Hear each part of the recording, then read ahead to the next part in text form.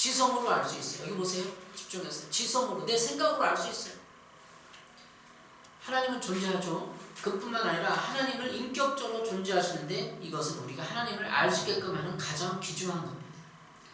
우리는 하나님을 전부 알 수 없습니다. 이 땅에서 하나님을 부분적으로 알 수 있고 우리가 신앙생활을 하면서 인격적으로 하나님을 알 수 있습니다. 인격이라는 뜻이 뭐예요?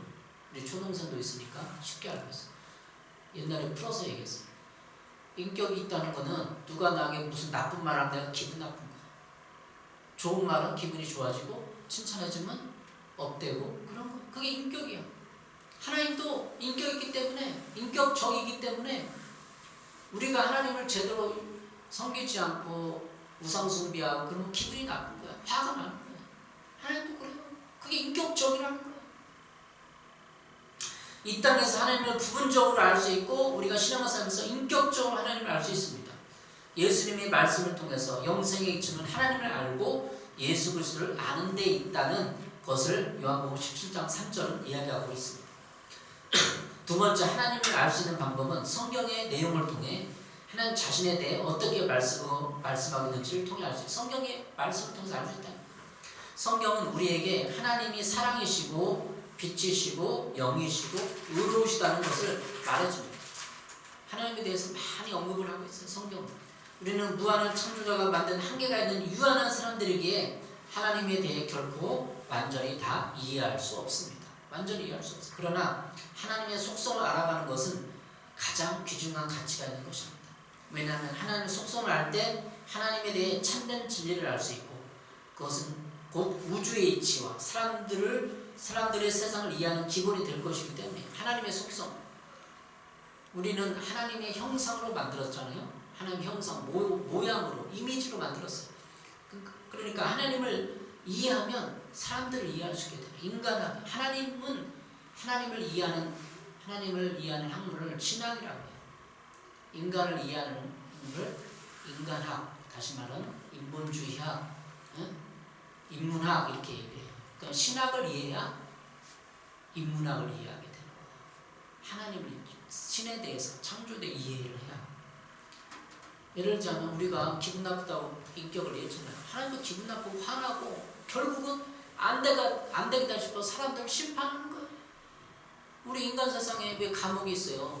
감옥, 너 죄를 범했으니까 여기 감옥 10년에 갇혀 있어라. 그게 지옥이 있다는 걸 알려주는 거예요. 우리 인간 세상에 사람들 사회에서 이 죄를 졌기 때문에 10년 동안 나오면 안 돼라고 그 자유를 억압하고 제한하듯이 하나님도 온 우주를 만드신 분이 지옥을 딱 만들어 놓고 니네를 인간 우상 숭배해서 죄를 범했어? 그럼 여기까지 딱 들어가 있어. 이렇게 만든 건 당연하다는 거예요. 이해했어요? 이해되죠? 너무 간단하게 쉽게 설명하잖아요. 인간 세상에 감옥이 있으면 영원한 그 세계, 영적인 세계에서도 지옥이 있어야 돼. 감옥이 있어야 되는 거예요.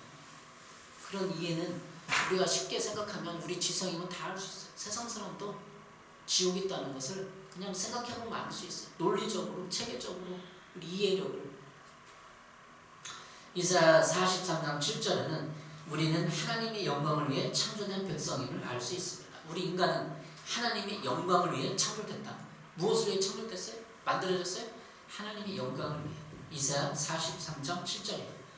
내 이름으로 불러지는 모든 자, 곧 내가 내 영광을 위하여 창조한 자를 오게 하라. 내 영광을 위하여 창조한 자, 인간이라고. 하나님이 영광을 위하여 나를 만드셨습니다. 그래서 나의 목적도 하나님의 영광에 있는 것입니다. 내가 나의 영광을 위해서 살아간다면 그것은 죄입니다. 창조 목적에 어긋나기 때문에 죄가 되는 거예요. 하나님 영광을 위해 만들었는데 내 마음대로 살고 싶어. 그건 죄라는 거예요. 인간은 하나님의 영광을 아랑곳하지 않고 얼마나 많은 죄를 짓습니까? 우리가 우리의 이런 죄를 날마다 생각해보지 않는다면 우리도 날마다 죄를 짓는 거예요. 그래서 우리는 날마다 내가 살아가는 목적을 생각해봐야 합니다. 오늘 일어나서 내가 오늘 왜 살지? 내가 왜 공부해야 되지? 내가 왜 일을 해야 되지? 하나님 영광을 위해서. 건강도 하나님 영광을 위해서 지켜야겠다. 이런 생각으로 가다듬는 것이 하나님 영광을 위해서 살아가는 거예요. 내가 살아가는 이유는 하나님의 영광을 위해서이다.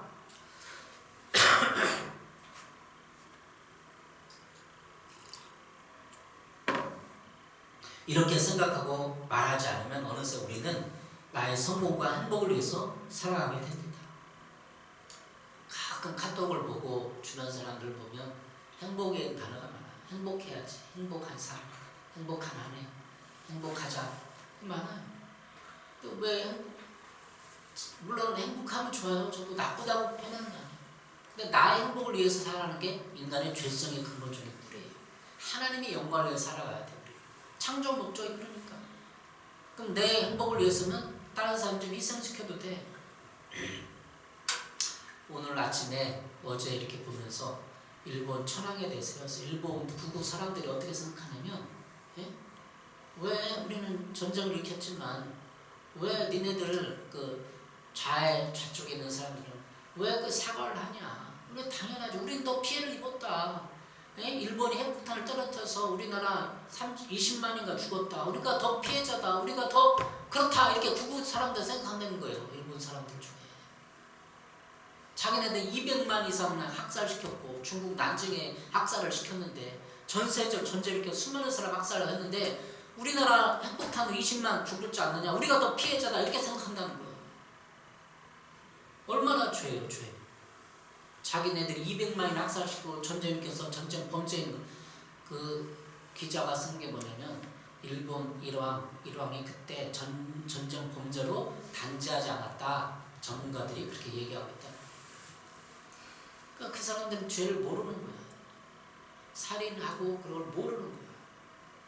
논리가 그런 거야. 모든 인간의 죄성은 다 그렇게 생각하는 거야.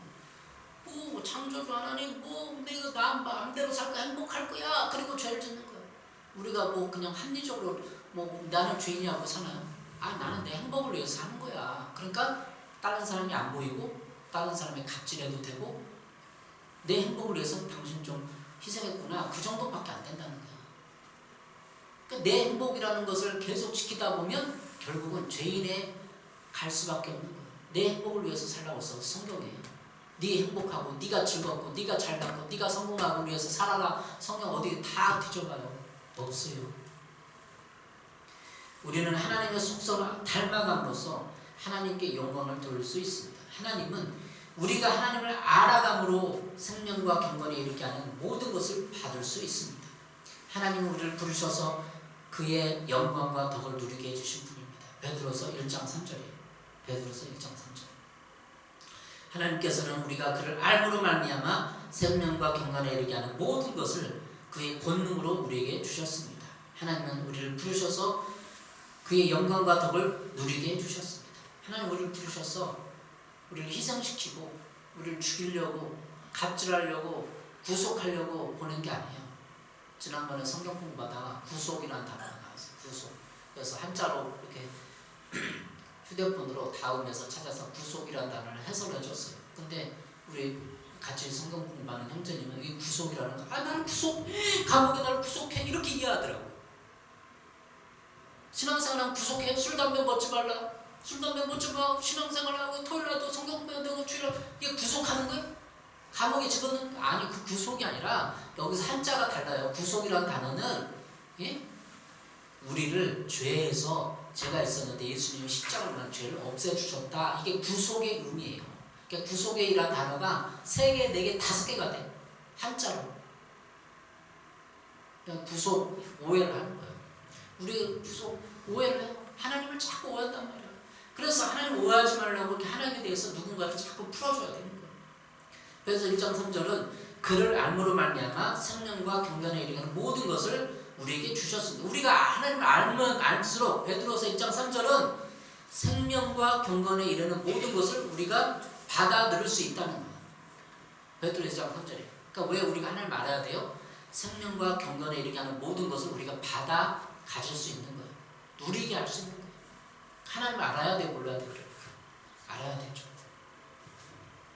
올 한 해는 여러분에게 하나님을 알아가는 열심이 많아지길 바랍니다. 하나님을 알고자 하는 열정이 여러분을 진리의 길로 인도할 것이고 베드로서 1장 3절 말씀처럼 하나님의 영광과 덕을 누리는 삶을 살아가시길 바랍니다. 하나님을 알아가야 하나님의 영광, 덕을 누릴 수. 이 하나님의 덕이 뭐예요? 하나님이 나랑 교제하다 보면 이익 생기는 거야. 하나님의 평안함과 하나님의 기쁨을 나에게 나눠주는 거예요. 여러분 친구랑 같이 교제할 때, 친구랑 데이트할 때, 야 오늘 맛집 저기 강남에 어느 곳에 있어, 맛집이래, 같이 가자, 이렇게 돼서 맛집도 내가 알고 맛집도 맛도 먹어보는 거 아니에요. 그래서 하나님과 같이 교제하고 하나님 예비하고 하나님과 동행하면 하나님이 나에게 보여준 이익이 있어. 맛집도 알 수 있는 것처럼 하나님이 이 세상에 태어난 본질, 핵심, 진리들을 자꾸 나에게 가르쳐 주는 거예요.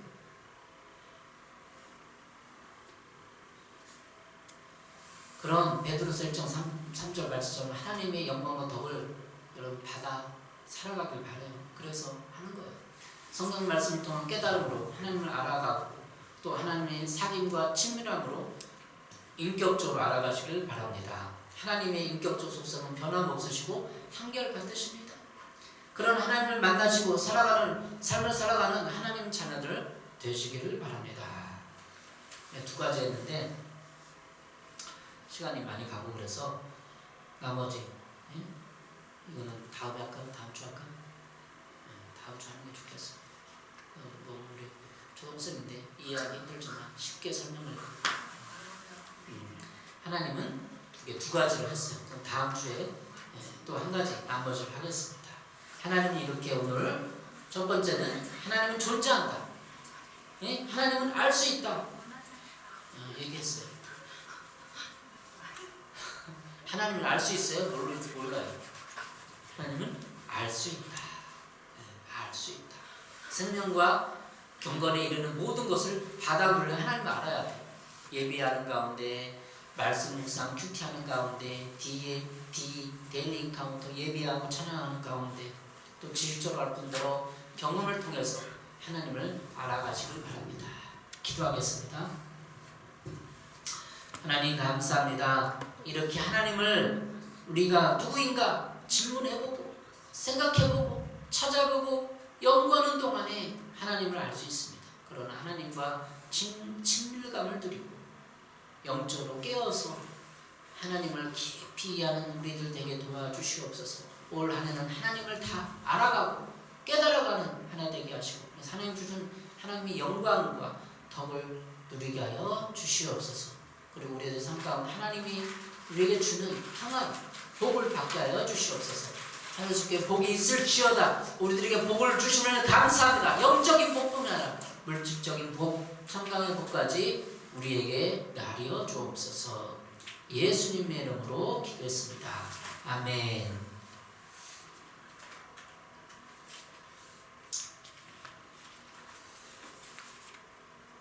찬양 드리면서 우리 준비해서 연결하고 이거 꺼주세요. 10분 40분.